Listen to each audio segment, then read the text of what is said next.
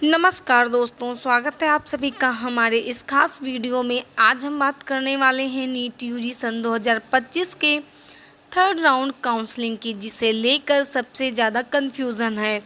कई स्टूडेंट सोच रहे हैं कि थर्ड राउंड बस एक और मौका है, लेकिन असलियत इससे कहीं ज़्यादा शॉकिंग है।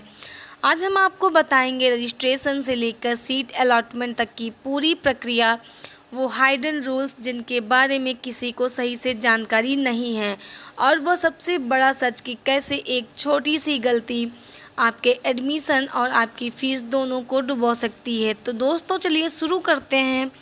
यहाँ पर सबसे पहले हम बात करेंगे रजिस्ट्रेशन की। थर्ड राउंड काउंसलिंग के लिए फिर से नया रजिस्ट्रेशन करना ज़रूरी है, चाहे आपने फर्स्ट राउंड में या सेकेंड राउंड में कराया हो।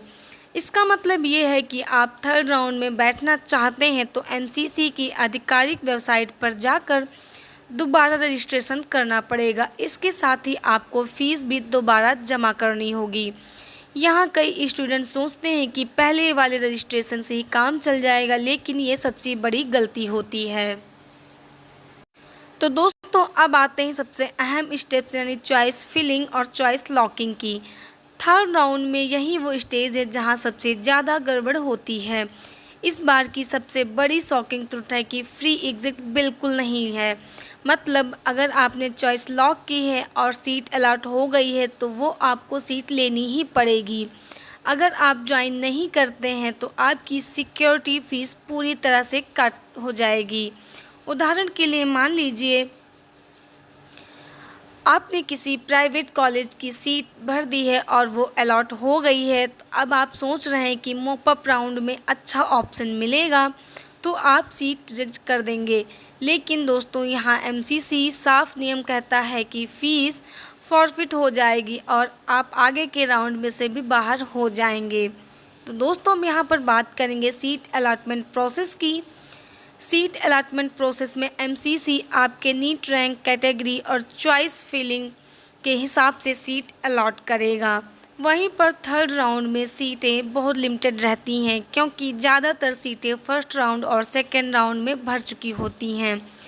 यहाँ आपको ज़्यादातर अलॉटमेंट सीट्स, अपग्रेडेशन सीट्स और कन्वर्सेशन सीट मिलेंगी। यानी थर्ड राउंड में आपको स्ट्रेटजी से चॉइस फिलिंग भरनी होगी, वरना सीट तो मिस हो जाएगी और आप गलत जगह फंस जाएंगे।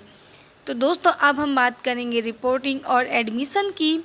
तो दोस्तों जब आपको सीट मिल जाती है तो अगला स्टेप है रिपोर्टिंग और एडमिशन का।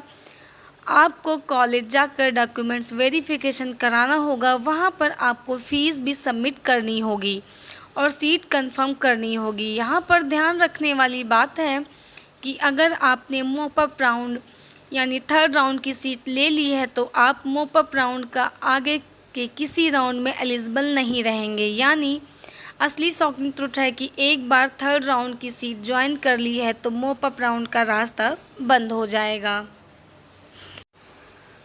तो दोस्तों यहाँ पे शॉकिंग ट्रुथ की बात कर लें जो कि हाइड रहते हैं। अब आप जानते हैं वे छुपे हुए सच जिनके बारे में बहुत कम लोग जानते हैं। तो दोस्तों यहाँ पे फ्री एग्जिट का ऑप्शन नहीं है, मतलब सीट मिली है तो लेनी ही पड़ेगी, वरना फ़ीस भी आपकी चली जाएगी। मॉपअप राउंड का दरवाज़ा बंद हो जाता है, यानी कि थर्ड राउंड की सीट लेने के बाद आप मॉपअप काउंसलिंग में हिस्सा नहीं ले पाएंगे। वहीं पर चॉइस फिलिंग एक फाइनल गेम है। यहाँ आपकी रणनीति तय करेगी कि आपको सीट अच्छी मिलेगी या फिर आपको पछताना पड़ेगा। तो दोस्तों यहाँ पर रिफ़ंड का कोई ऑप्शन नहीं है। अगर आप सीट रिजेक्ट करते हैं तो आपकी सिक्योरिटी डिपॉजिट वापस नहीं मिलेगी। तो दोस्तों ये थी नीट यूजी सन 2025 की थर्ड राउंड काउंसलिंग और रजिस्ट्रेशन से लेकर सीट अलॉटमेंट तक की पूरी जानकारी। तो दोस्तों यहाँ पर याद रखिए कि सही जानकारी, सही स्ट्रेटजी पक्का एडमिशन आपका कराएगी। छोटी सी गलती यहाँ पर ना आपको सीट मिलेगी ना आपके पैसे बचेंगे। तो दोस्तों उम्मीद करते हैं कि आपको वीडियो पसंद आई होगी, उपयोगी लगी हो तो हमारे वीडियो को लाइक करें, शेयर करें और हमारे चैनल को सब्सक्राइब करना ना भूलें। मिलते हैं अगली नीट काउंसलिंग की एक नई अपडेट के साथ। धन्यवाद।